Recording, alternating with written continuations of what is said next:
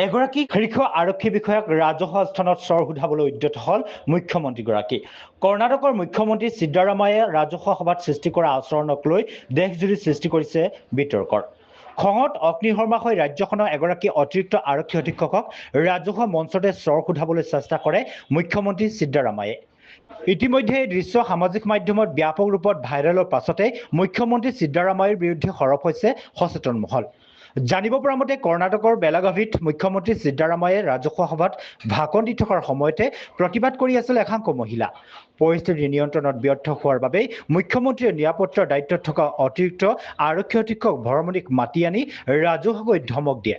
কেৱল সিমানতে ক্ষান্ত নাথাকি মুখ্যমন্ত্ৰী সিদ্দাৰামায়ে হাত তুলিবলৈকো উদ্যত হয় আৰক্ষী বিষয়াগৰাকীক।